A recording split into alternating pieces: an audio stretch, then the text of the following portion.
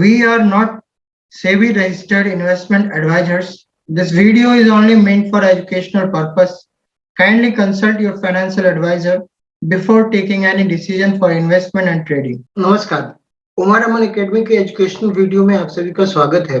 दोस्तों, आज बजट प्रस्तुत कर दिया गया है और सभी लोग इसके बाद जो है वो सोच रहे होंगे कि अभी मार्केट में क्या करना चाहिए।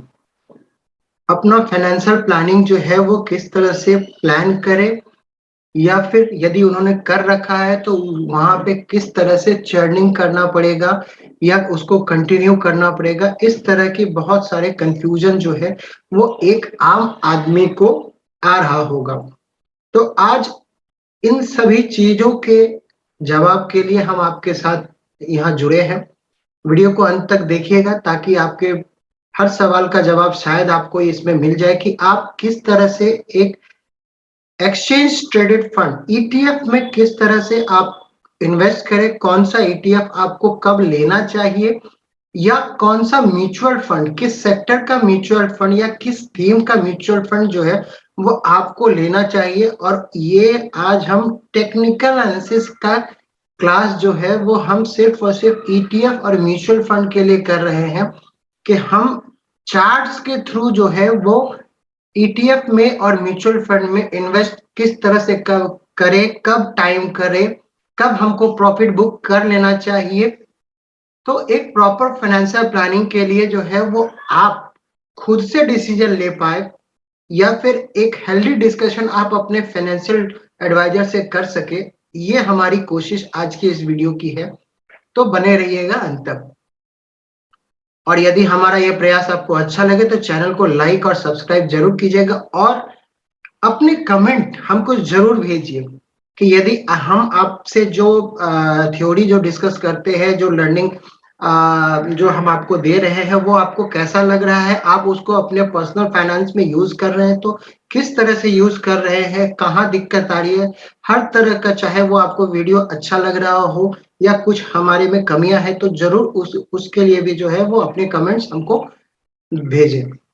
तो चलिए शुरू करते हैं आज की डिस्कशन कि हम आखिर निफ्टी में, ये तो निफ्टी का चार्ट है, लेकिन हम एक्सचेंज ट्रेडेड फंड या म्यूचुअल फंड में किस तरह से अपना इन्वेस्टमेंट डिसाइड करें, कब हमको कौन से सेक्टर को सेलेक्ट करना चाहिए, म्यूचुअल फंड या ईटीएफ में। तो हम आ गए हैं निफ्टी के चार्ट पे। दोस्तों, ये ट्रेडिंग व्यू का चार्ट है, एक फ्री रिसोर्स है। मैं इसको प्रमोट नहीं कर रहा हूं, लेकिन हाँ, चूंकि ये फ्री में अवेलेबल है और बहुत सारी चीजें जो है इसका फ्री में अवेलेबल है, तो आपको सिर्फ लॉगिन आईडी क्रिएट करना होता है। तो एक आम आदमी को इससे ज्यादा जरूरत नहीं होती है और इसी वजह से मैं इसको जो है वो यूज करता हूँ। हमारी कोई ऑफिशियल टाइप नहीं है, इसलिए आप कंफ्यूज मत होइएगा। तो ये एक ट्रेडिंग व्यू की चार्ट है। हम क्या करेंगे, हमको क्या करना है, हमको सेक्टर का, निफ्टी के साथ सबसे बड़ी खासियत क्या है कि उसने जो है वो बहुत सारे सेक्टर बना रखे हैं। ये आप जैसे ही यहाँ पे निफ्टी टाइप करेंगे तो आपको अनगिनत सेक्टर के नाम जो है वो आपको दिखाई देंगे। मैं एक एक करके जो है वो आपको मैं चार्ट पे ले जाता हूँ, आपको उसमें क्या देखना है और किस तरह से आपको डिसाइड करना है वो हम आपको यहाँ पे बताने वाले हैं। तो जैसे कि ये निफ्टी बैंक, निफ्टी आईटी का है, निफ्टी नेक्स्ट 50 का है, प्राइवेट बैंक का है, metal, auto, mid cap 50, health care, FMCG, pharma, small cap 250, oil and gas, energy, reality, mid cap, Nifty media, infra, Nifty 500, small cap, PSU bank, financial services और बहुत सारे index के दे रखे हैं। तो आपको क्या करना है, इसमें से आपको थोड़ा सा मेहनत करना पड़ेगा। आपको ये 15-20 चार्ट जो है वो आपको देखने पड़ेंगे और आप इसको कुछ भी आपको नहीं करना, मैं बहुत ही बेसिक में बताने वाला हूँ। इसके लिए आपको कोई फैंसी कैलकुलेटर नहीं चाहिए, कोई चार्ट नहीं चाहिए, कोई सॉफ्टवेयर नहीं चाहिए, कुछ नहीं। आप सिर्फ जाएंगे, जैसे ये निफ्टी का चार्ट है, ठीक है, मैं आपको ये निफ्टी में नहीं बोल रहा हूँ, आपको जो है वो एनालाइज कैसे करना है, हम यहाँ पे क्या जाएंगे कि टेक्निकल इंडिकेटर में एक आपको ईएमए का लाइन दिखाई देगा, मूविंग एवरेज। मूविंग एवरेज जो है वो हमने 2 लगा लिया। 2 इसलिए लगाया कि एक तो मेरा प्रेफरेंस है और दूसरा जो है वो एक फंड मैनेजर्स जो है जिसको यूज करते हैं, मैं आपको वो दोनों बताऊंगा। मैं अपना क्या यूज करता हूं, देखिए सबसे सिंपल मूविंग एवरेज जो फंड मैनेजर यूज करते हैं वो है 200 डे, 200 दिन। 200 दिन का जो लॉजिक मैं मानता हूं कि क्या है कि 12 महीने होते हैं और एक महीने में लगभग B20 Monday to Friday 20 working days होते हैं। यदि आप 5 दिन का वर्किंग डे और 4 वीक, 5 into 4 20, और उसको 12 से मल्टीप्लाई करेंगे तो 240 आता है, जिसमें से एक महीना जो है वो आप रफली छुट्टियों का निकाल दीजिए तो आपको जो है वो 200 का एक एवरेज, थोड़ा सा ऊपर नीचे हो सकता है लेकिन ओवरऑल जो है वो 200 डे का, मुझे लगता है सिर्फ और सिर्फ यही एक लॉजिक है कि 200 डे का मूविंग एवरेज जो है वो यूज करने का। अभी दूसरा मूविंग एवरेज जो है उसका सबसे पहले मैं कलर चेंज कर देता हूं, मैंने उसको ब्लू दिया है तो इसको मैं रेड कर देता हूं। यहाँ पे मैं इसको 360 करूंगा। 360 करने का ये है कि ये एक्चुअली कॉन्सेप्ट तो डब्ल्यू डी गैन का है, जो हमने उसके decoding W D Gann series 3 में जो है वो हमने इसको बताया है कि 360 का आपको जो है वो ईएमए यूज करना है। इसका लॉजिक ये है कि एक महीने में, एक साल में आपको 365 राउंड अबाउट 360 डेज होते हैं। ठीक है, ज्ञान कॉन्सेप्ट में क्या होता है कि वो हर चीज को सर्कल में काउंट करते हैं, सर्कल, और सर्कल का एंगल आपको भी पता है वो 360 डिग्री होता है। तो यहाँ पे एक्चुअली इसका मतलब ये है कि हम प्लानिटरी साइकिल्स को जो है वो फॉलो कर रहे हैं, जिसका डायरेक्ट और इनडायरेक्ट इफेक्ट जो है वो बिजनेसेस पे आता है, ऐसा डब्ल्यू डी ज्ञान का मानना था। तो ये डेली चार्ट पे यदि लेके जाएंगे तो ये लाइन जो है वो 360 का है, ये 200 का है। ये आपको जो है वो फंड मैनेजर्स यूज करते हैं, ये ज्ञान ज्ञान के लिए है जो मैं यूज करता हूँ। तो डेली चार्ट पे इसको आप 360 डिग्री 360 डेज का हो गया, लेकिन इसको जो है वो आप जब वीकली करेंगे तो वो 7 ईयर का साइकिल हो जाता है। रेड लाइन 7 ईयर का साइकिल होने से क्या होगा, मतलब 7 into एक साल में जो वीक होता है वो 52 होगा, तो वो 364 होगा, तो अराउंड जो है वो 360 हो गया। मंथली चार्ट पे जो है वो इसी तरह से 12 मंथ हो गया, 30 ईयर्स का यदि करेंगे तो 360 यदि आ जाएगा, 30 ईयर्स का साइकिल वो आपको कैप्चर करेगा। तो कोई भी इंस्ट्रूमेंट, यहाँ पे इंडेक्स है तो वो इंस्ट्रूमेंट ही कहा जाएगा। कोई भी इंस्ट्रूमेंट यदि उसकी उस एवरेज के ऊपर है, उस एवरेज के ऊपर है तो उसका ट्रेंड जो है वो पॉजिटिव है। कोई भी इंस्ट्रूमेंट जो है वो उस एवरेज के नीचे है तो उसका ट्रेंड जो है वो नीचे कहा जाएगा। तो ये एक बहुत ही बेसिक सा चीज है। इसके अलावा आपको क्या देखना है, ये हम सिर्फ निफ्टी पे भी चार्ट पे है, लेकिन हमको देखना है सेक्टर्स के चार्ट पे, जहां पे आपको ईटीएफ जो है वो आप चूज करेंगे। ये एक रेंज डेवलप होता है और ये रेंज जितना लंबा होगा उतना अच्छा होगा, और जब कभी भी कोई सेक्टर उस रेंज को तोड़ करके निकलेगा तो आप ये मान लीजिएगा कि वो सेक्टर में कुछ ऐसा हुआ है, फंडामेंटल कुछ ऐसा चेंज हुआ है जो आने वाले 10 साल तक उसको वो बेनिफिट देगा। 10 इयर्स का ट्रेडिंग रेंज है और आपको उसके ब्रेकआउट होने के बाद अगले 10 इयर्स तक जो है वो आपको होल्ड करना है। तो ये दोनों चीज को देखना होगा कि एक आपको ट्रेडिंग रेंज देखना है, और वो चार्ट पे आपको बहुत इजी वे में देखने को मिल जाएगा। उसके लिए कोई रॉकेट, ये देखना कोई रॉकेट साइंस नहीं है कि मुझे एकदम टेक्निकल एनालिसिस का जो है वो हर चीज जानना जानना जरूरी है, तभी मैं ये चीज जो है वो समझ पाऊंगा। ये आप नेकेड आई से सिर्फ आप चार्ट देखेंगे और आपको दिख जाएगा कि अरे हाँ, ये रेंज बना और रेंज का ब्रेकआउट हुआ। तो फंडामेंटल न्यूज हमको वहां पे कॉज ढूंढने के लिए नहीं जाना है कि भैया ये फंडामेंटली क्या चेंज है, चार्ट में आपको पता चल जाएगा कि ऐसा हुआ है। और ये जान लीजिए कि ये डिमांड एंड सप्लाई का चार्ट है। मार्केट में पैसा यहाँ पे लगा है तभी कोई ब्रेकआउट होता है।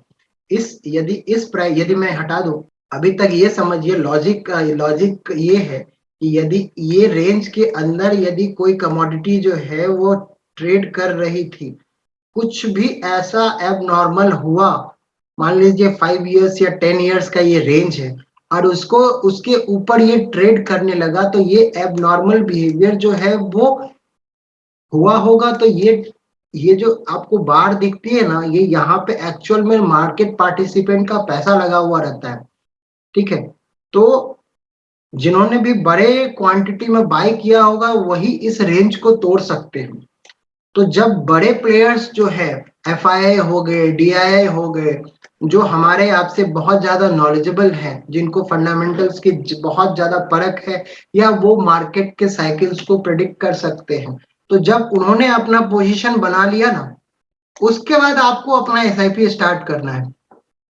मैं हमेशा बोलता हूं, इन्वेस्ट थ्रू एसआईपी, क्योंकि आपको वो एवरेजिंग देता है। ऊपर गया, नीचे गया, ऊपर गया, नीचे गया, आपको उससे कुछ नहीं, आपको ब्रॉडर ट्रेंड के साथ चलना है।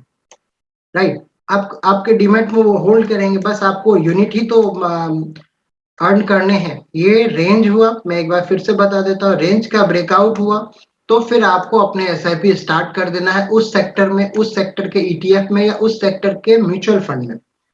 Your wish, consult your financial advisor, जो इस सेक्टर का कौन सा म्यूचुअल फंड उनके पास है या कौन सा ईटीएफ उनके पास है।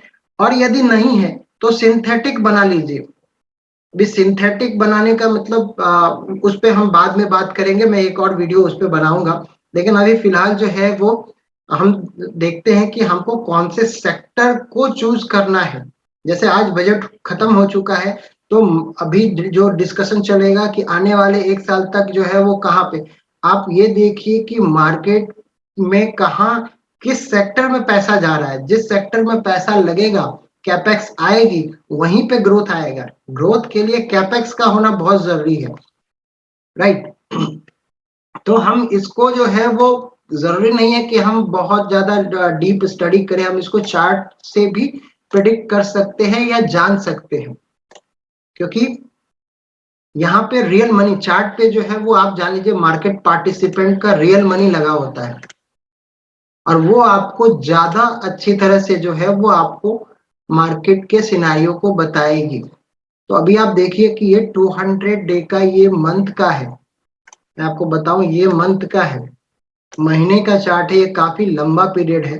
तो आप ये देखिए कि जिन्होंने भी जो निफ्टी में इन्वेस्टेड रहे और इस लाइन को ही सिर्फ उन्होंने देखा, तो वो आज तक राइड कर रहे हैं।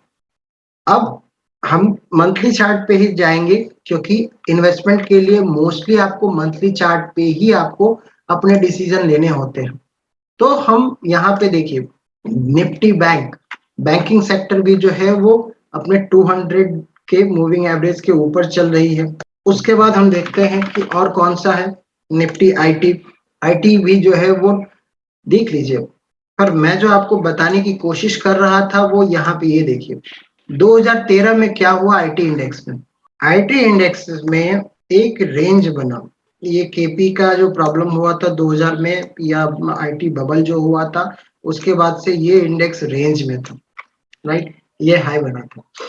उसने अपने हाई को कब तोड़ा, 2014 में, 13 से 14 15 के बीच का ये डेटा है। तो ये आपको एग्जैक्ट जो है वो आपको 14 में टूटा आईटी इंडेक्स। तब तक जो है वो 14 इयर्स का कंसोलिडेशन पीरियड आपको दिखा। ये आपको कहाँ पे दिखा, 9000 पे। अभी 9000 पे जो है वो आपको कंसोलिडेशन का ब्रेकआउट आया और वो फिर कहाँ गया, अभी जो है वो 35,000 जो है वो 36,000 का हाई बनाने के बाद अभी 35,371 का लेवल जो है वो हमको दिख रहा है। तो एक तो आपको मैंने आपको ये बताया, ये रूल कि ये मूविंग एवरेज का 200 का मूविंग एवरेज, और दूसरा जो है जो आपको लीडर आपको बताएगा कि आपको कहाँ करना है, तो वो आपको बताएगा इस चार्ट के हिसाब से। और उसके बाद जो है वो आप अपने जो भी पसंद के म्यूचुअल फंड हो या फिर ईटीएफ हो, आप अपने एडवाइजर को कंसल्ट करके जो है वो वहां पे इन्वेस्ट कर सकते हैं। ये देखिए, यही चीज जो है वो देखना है कि कौन सा सेक्टर जो है वो कंसोलिडेशन फेज से जा रहा है, 5 साल 10 साल का कंसोलिडेशन हुआ और उसका वो ब्रेकआउट हुआ, ठीक है। तो आप यदि यहाँ पे हैं तो आप अपने एडवाइजर के साथ एक अच्छे हेल्दी डिस्कशन यहाँ पे कर सकते थे कि भैया आप मुझे बताइए कि निफ्टी आईटी का जो है वो सेक्टर ने अभी 10 साल का रेंज का ब्रेकआउट दिया है, तो हमारे पास कौन कौन से जो है ऑप्शंस अवेलेबल है, क्या कोई ईटीएफ है या कोई म्यूचुअल फंड है जो इस थीम पे जो है वो वर्क कर रहा है। यदि है तो उसका ट्रैक रिकॉर्ड पीछे का क्या है, कौन से फंड हाउस का है, तो उसके एक्सपेंस रेशियो वगैरह क्या है। तो ये सारे चीज जो है वो उस वक्त आप अपने एडवाइजर से पूछ सकते हैं और आपको पूछना भी चाहिए। तो ये निफ्टी का हो गया, यही चीज आपको देखने है जो मैं बता रहा था कि कौन सा सेक्टर आपको चैनल चेक करने के बजाय कि आप कौन सा सेक्टर चलेगा नहीं चलेगा, उससे बेहतर है कि थोड़ा मेहनत आप खुद कर लीजिए। आप इस चार्ट को खोलिए, फ्री रिसोर्स है, आपको कुछ भी नहीं लगेगा, सिर्फ आपको अपना पीसी लैपटॉप पे थोड़ा बैठना है, ट्रेडिंग व्यू पे गए, मंथली चार्ट को निकाला, एक मूविंग एवरेज को ड्रॉ किया और मंथली चार्ट पे देख लिया। थोड़ा सा थोड़ी गलतियां भी होगी, लेकिन आप इससे क्या है कि खुद भी सीखेंगे, या फिर ये देखने के बाद आप जब अपने एडवाइजर से बात करेंगे तो आपको डिस्कशन में भी मजा आएगा और आप उसमें इन्वॉल्व। देखिए बहुत लोग जो है वो इन्वेस्टमेंट कर देते हैं, पता नहीं होता कि क्या हो रहा है, लेकिन आप डिस्कशन करेंगे तो कुछ ना कुछ जो है वो आप भी सीखेंगे। तो ये जरूर कीजिए, क्योंकि आपका इन्वेस्टमेंट जो है वो लॉजिकल होना चाहिए, ब्लाइंड नहीं होना चाहिए। ब्लाइंड में आज होगा कल नहीं होगा, लेकिन यदि आपका सिस्टम लॉजिकल है ना, तो वो अंडर परफॉर्म करने के बाद भी जो है वो आपको फ्यूचर में रिटर्न दे देगा। तो लॉजिकल जो है वो आपका थॉट प्रोसेस जो है वो लॉजिकल होना चाहिए, वो किसी ना किसी रूल पे जो है वो होना चाहिए। रूल बेस्ड ट्रेडिंग जो है वो टेक्निकल ट्रेडर फॉलो करते हैं, और रूल बेस्ड सिस्टम भी जो है वो एक इन्वेस्टर को, इवन म्यूचुअल फंड और ईटीएफ वालों को भी जो है वो फॉलो करना चाहिए। तो ये तो हमने निफ्टी आईटी को देखा।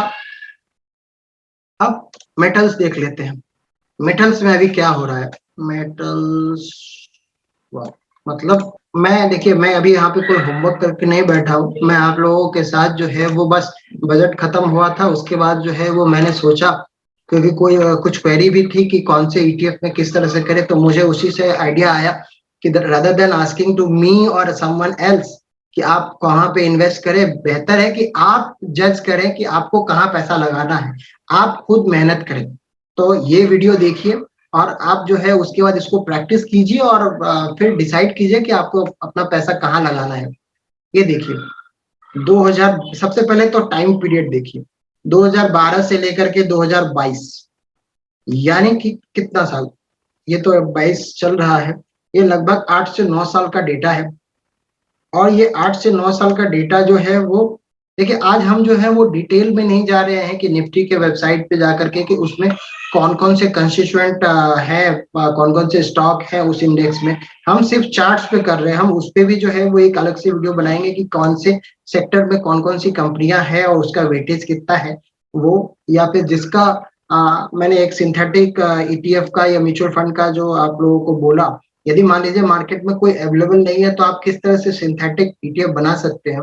तो आप जाइए, जैसे मेटल्स है, आप निफ्टी एनएससी के वेबसाइट पे जाइए, उसका प्रोपोर्शनेट में उसका वेटेज देखिए और उसी प्रोपोर्शनेट पे आप अपना पैसा जो है वो आप इन्वेस्ट कीजिए। फंड मैनेज भी जो है वो ऐसा ही करेंगे ईटीएफ में। तो आप यदि खुद मैनेज कर सकते हैं तो वेल एंड गुड, आप कर सकते हैं, नहीं तो आप ईटीएफ देखिए। तो ये देखिए कि ये एक रेंज में था और 2021 में इस रेंज को मेटल इंडेक्स ने तोड़ा है। अभी जो हमने आईटी इंडस्ट्री में देखा था कि 2001 से लेकर के 2013 तक वो उसने कंसोलिडेट किया था, एक रेंज डेवलप किया था और उसके बाद जो है वो ब्रेकआउट हुआ है। 9 साल 10 साल का ब्रेकआउट होना कोई आसान बात नहीं है, उसके लिए बॉटम लाइन में फंडामेंटल में कुछ ना कुछ ऐसा चेंज हुआ होगा, कुछ कमोडिटी की साइकिल्स ऐसे चेंज हुए होंगे जो आने वाले 8-10 सालों के तक जो है वो रहने वाले हैं, क्योंकि इस रेंज को तोड़ा है। तो आप आने वाले 10 साल के लिए सी, the idea is to stick with this range, आप यदि 10 साल के रेंज के ब्रेकआउट पे काम कर रहे हैं तो 10 साल का टाइम पीरियड आपका होल्डिंग होना चाहिए। ऐसा नहीं है कि आपने 10 साल का ब्रेकआउट तो देखा लेकिन 1 साल में ही आपका पेशेंस जवाब दे गया। नहीं, ऐसा नहीं होता है। यदि ये रूल है तो 10 इयर्स के सामने 10 इयर्स आपको देना पड़ेगा, और यदि आप विनर के साथ हैं तो उसको और कंटिन्यू कीजिए, लेकिन आप उसको देखिए। और चूंकि आप एसआईपी के थ्रू यदि आप इन्वेस्ट करेंगे तो आपको एवरेजिंग मिलेगी, राइट। तो ये जो है वो 10 इयर्स का ब्रेकआउट मेटल इंडेक्स ने दिया है। तो यहाँ पे आपको बहुत सारे फंडामेंटल जो है वो चेंज हुए। क्या हुए हैं आप उसको ढूंढने जा सकते हैं, कि या फिर आप जो है वो आपको चार्ट पे दिखा, क्योंकि ये चार्ट रियल मनी से बना है, ठीक है। क्योंकि यहाँ पे जिन लोगों ने भी पैसा लगाया है उन लोगों का पैसा लगा है, और वो बड़े प्लेयर प्रॉफिट के लिए ही आए हैं। तो एक तो हमारा ये दिखा कि हमको जो है वो 9 to 10 इयर्स का ब्रेकआउट हमको इस मेटल इंडेक्स पे दिख रहा है। अब इस पे ईटीएफ या म्यूचुअल फंड है या नहीं है वो मैं नहीं जानता, आप मुझे कमेंट करके बताइएगा कि कौन कौन सा म्यूचुअल फंड जो है वो मेटल इंडेक्स को कैटर करता है, या फिर आपको कौन सा ईटीएफ जो है वो मेटल इंडेक्स को कवर कर रहा है। तो आप इसको जरूर कमेंट में मुझे बताइएगा। साथ ही साथ आप जो है सो तो हमने अभी मेटल इंडस्ट्री को देखा। अब आइए और बाकी कौन कौन से सेक्टर है जहां पे हमको कुछ मिलता है या नहीं मिलता है वो देखते हैं, या हम उसको एनालाइज करते हैं अपने पर्पस के लिए।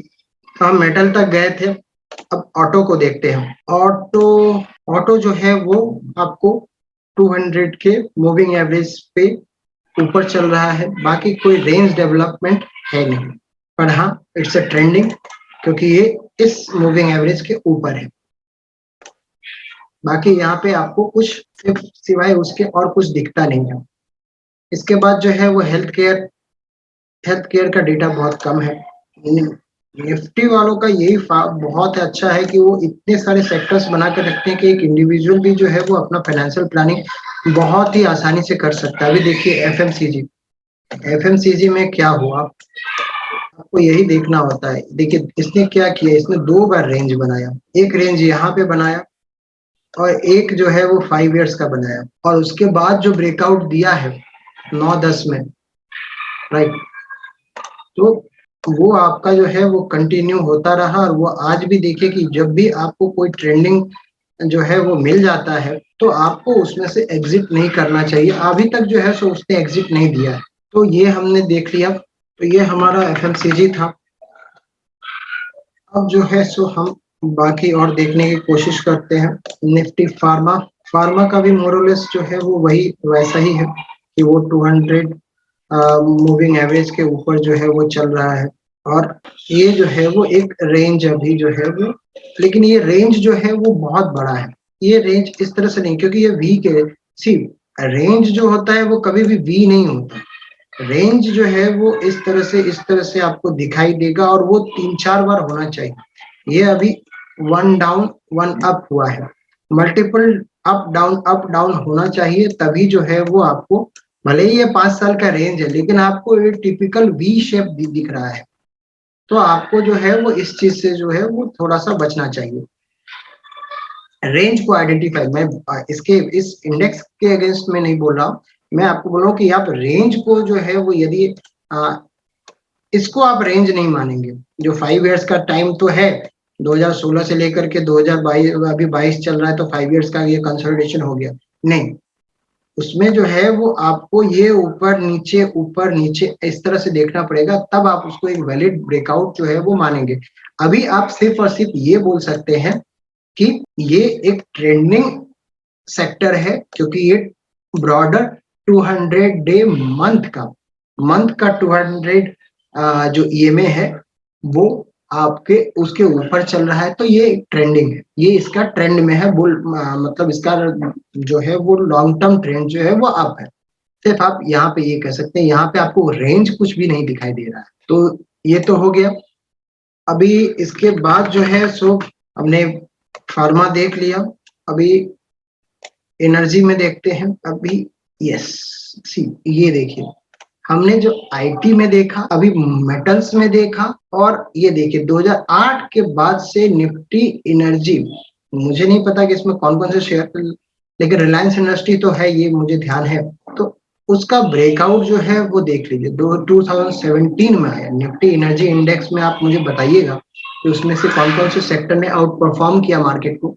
लेकिन 2008 से लेकर के 2017 तक का ये कंसोलिडेशन है, और उस रेंज का जो है वो ब्रेकआउट यहाँ पे दिया है। तो सेक्टर का ब्रेकआउट हो रहा है, तो नेचुरली उसको कवर करने वाले जो भी म्यूचुअल फंड होंगे या ईटीएफ होंगे, उसका भी फंड वैल्यू जो है वो बढ़ेगा, और वो मार्केट एनएवी बढ़ेगा, और वो मार्केट को आउट परफॉर्म करेगा। तो यहाँ पे लगभग 11,000 के आसपास जो है सो इसका ब्रेकआउट आया था 17 में, और अभी जो है ये इसका वो 24,000 के आसपास चल रहा है। कोरोना के समय में जो है वो कोरोना का लो जो बनाया था, बस उस रेंज को ही उसने रीटेस्ट किया था और वापस से वो चल गया था। तो हमने दो हिस्टोरिकल रेंज देखा है, एक आईटी में और एक एनर्जी में। आइए देखते हैं कि हिस्ट्री में और भी हमको कहीं मिल रहा है क्या, जहाँ पे 8 साल 10 साल का जो है वो हमको रेंज को मिला। बेसिकली आप यदि इस चीज को यदि आइडेंटिफाई कर लिए, तो आपको पता है कि सेक्टर लीडर कहाँ होने वाला है, या फिर आपको कुछ ऐसा दिखे अब नॉर्मल। देखिए ये रेंजिंग है, वैसे तो डाउन है। अभी आप ये देख लीजिए कि ये रेंज है, इसका ब्रॉडर रेंज आप पीएसयू बैंक है, और ये देख लीजिए कि ये रेंज पर। एक अच्छी बात ये है कि 200 डे का मूविंग एवरेज है, पीएसयू बैंक की बात कर रहा हूँ, पीएसयू बैंक का इंडेक्स है। ये रेंज के अंदर है, रेंज को अभी ब्रेक नहीं किया, ब्रेक तो ये यहाँ पे करेगा। लेकिन जो इसकी एक अच्छी खासियत दिख रही है कि ये 200 का मूविंग एवरेज था, जिसके नीचे ये चल रहा था, उसने अभी इसको रिगेन कर लिया। रेंज ब्रेकआउट यहाँ पे आएगा इसका। तो ये जो है सो अभी फॉर्मेशन जो है वो बन रहा है, ब्रेकआउट आना बाकी है। ब्रेकआउट आएगा नहीं आएगा पता नहीं, यू नेवर नो, कि ब्रेकआउट फेल भी हो जाते हैं। नॉर्मली 8-10 साल का ब्रेकआउट यदि आता है तो वो नॉर्मली फेल नहीं होता है, क्योंकि फंडामेंट उसके पीछे जो है वो बहुत बड़े फंडामेंटल्स होते हैं, और ये एक स्टॉक का नहीं है, ये एक इंडेक्स का है। तो ये पीएसयू बैंक हो गया। अभी अभी हमने देखा, अभी फाइनेंशियल सर्विसेज का देख लेते हैं। यहाँ पे भी जो है वो हमको कोई ना तो कोई रेंज दिख रहा है, सिर्फ और सिर्फ ये 200, हालांकि डेटा 200 से कम है, इस वजह से जो है वो प्लॉट भी नहीं हो पाया है। इसके अलावा जो है हमने फाइनेंशियल सर्विसेज का देखा। देखिए इंडेक्स का डेटा, स्मॉल कैप, ये सब मैं नहीं कवर कर रहा हूँ, क्योंकि उसका भी डेटा जो है वो आप देख सकते हैं। पर सेक्टर्स का, बेसिकली सेक्टर्स, क्योंकि आज जो है वो मुझे मालूम है कि सबसे ज्यादा गॉसिप इसी बात पे होगी कि कौन सा सेक्टर चलेगा, कौन सा सेक्टर। तो rather than asking to someone, आप थोड़ा मेहनत कर लीजिए कि कौन सा सेक्टर चलेगा, और उसको जो है वो आप कोशिश कीजिए प्रेडिक्ट करने की। और यकीन मानिए कि यदि 1 साल के बाद यदि आपने जो सोचा और वो हो गया, तो फिर आपको किसी की जरूरत नहीं पड़ेगी, और आप अपने फाइनेंशियल डिसीजन खुद ब खुद ले पाएंगे। देखिए एक और ब्रेकआउट जो है वो 2021 में हुआ, हमने अभी एनर्जी का देखा था, और ये कमोडिटीज का है। देखिए ये बहुत कम देखने को मिलता है, लेकिन यदि आपको यदि मिल गया ना, तो आपको जो है वो सिर्फ और सिर्फ डिसिप्लिन फॉलो करना है, और उसके साथ बने रहना है एसआईपी के। ये देखिए 2009 से लेकर के 2023, 23 तो आया नहीं है, 22 में ही है, लेकिन अब ये 21 में ब्रेकआउट आया। 2008 का ये हाई है, उसके बाद से ये बिल्कुल सो गया था ये इंडस्ट्री कमोडिटीज। और वो देखिए मेटल्स में भी ब्रेकआउट आया है उसी वक्त। कमोडिटीज कहीं ना कहीं इंटर रिलेटेड है, तो नेचुरली कमोडिटीज में भी ब्रेकआउट, और सेम पैटर्न 10 इयर्स का ब्रेकआउट है। इसमें आपको पहले दिख रहा है, उसमें भी इसी टाइम पे ही मेटल्स में आपको ब्रेकआउट दिख रहा है। तो 2021 में ही जो है वो कमोडिटीज और मेटल्स में जो है एक्चुअली आपको ब्रेकआउट जो है वो 10 इयर्स का ब्रेकआउट जो है वो आया है। तो ये दो सेक्टर हो गया। पास में हमने देखा, आईटी में देखा, एनर्जी में देखा, और कंजम्पशन में देखा, एफएमसीजी में देखा। अभी हम देखते हैं कि और कुछ बचा है, शायद शायद शायद ऑलमोस्ट डन। एनर्जी देखा, रियलिटी, रियलिटी में जो है वो 8 के बाद जो है ये कंसोलिडेशन फेज में गया है। ब्रेकआउट अभी आया नहीं, ब्रेकआउट आना बाकी है, पर टाइम पीरियड जो है वो एक अच्छा खासा ब्रेकआउट का हो गया है। तो जैसे ही ये रेंज का ब्रेकआउट होगा, it will out perform the market. बहुत चलना चाहिए, क्योंकि बहुत लंबा कंसोलिडेशन है। यदि इंडेक्स का ये हाल है, तो स्टॉक्स को आप इसमें देखिएगा कि मुझे लगता नहीं है कि कोई म्यूचुअल फंड, कौन कौन से म्यूचुअल फंड है इसमें, और शायद ईटीएफ तो मेरे ख्याल से रियलिटी का है भी नहीं हमारे पास। तो फिर भी हो सकता है कि मैं अपडेटेड ना हो, तो प्लीज आप अपडेट कीजिएगा मुझे कि कोई mutual fund dedicated to reality sector है क्या, या ईटीएफ कोई है तो जरूर बताइएगा, अपने कमेंट हमको जरूर दीजिएगा। इसके अलावा जो है वो हम देखते हैं कि हम थे अभी रियलिटी को हमने देखा, media also in consolidation phase. एक देखिए तो ब्रेकआउट आया नहीं है, एक बार ब्रेकआउट जो है सो आ जाए। देखिए मैंने आपको बताया था कि ये वी नहीं होता है, वो आपको मल्टीपल जो है वो आपको दिखने चाहिए, तभी जाकर के आपको, आप ये मान लीजिए आइडियली कि 2 डाउन और 2 अप तो आपको आइडियली होना चाहिए, उसके बाद ही ब्रेकआउट होना चाहिए। तो ये पैटर्न जो है यदि आपको दिखाई दे और एक अच्छा टाइम पीरियड उसके बीच में होना चाहिए, normally 8 to 10 years is enough. उसके बाद देखते हैं मीडिया के बाद जो है कोई सेक्टर, हमने बहुत सारे सेक्टर जो है वो आज डिस्कस कर लिया है चार्ट्स पे।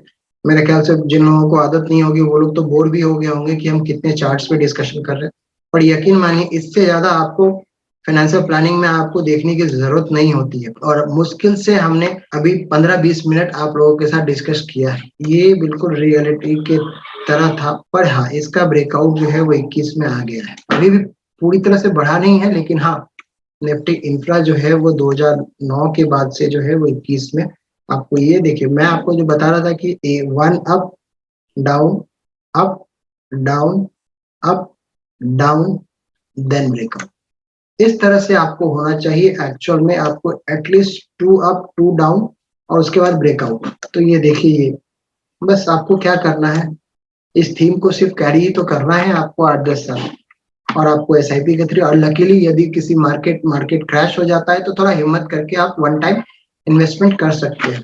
मोस्टली हमने सारे के सारे जो है वो इंडेक्स जो है या जितने भी थीम है उसको हमने डिस्कशन कर रखा है, कर लिया है, और यहाँ पे आपको लकीली जो है वो 200 डे का मूविंग एवरेज भी जो है इसने क्रॉस कर लिया। 360 मंथली चार्ट पे नहीं होगा क्योंकि 30 इयर्स का डेटा नहीं है निफ्टी इंफ्रा का। तो इस तरह से जो है इस रूल के साथ जो है वो आप अपने फाइनेंशियल प्लानिंग के डिसीजन जो है वो ले सकते हैं म्यूचुअल फंड और ईटीएफ में इन्वेस्ट करने का। मैंने आपको एक दूसरा तरीका बताया नॉर्मली कि चार्ट्स पे जाके लॉजिकली आप कहाँ पे क्या चीज देख सकते हैं, और आप खुद डिसाइड कर सकते हैं कि आपको कौन से सेक्टर की तरफ जाना है। तो एक तो ये आपका होमवर्क हो गया, और इससे भी ज्यादा क्लैरिटी चाहिए तो अपने फाइनेंशियल प्लानर के साथ डिस्कशन कर लीजिए, दोनों मिलकर जो है वो डिसाइड कर लेंगे कि किस तरह से है।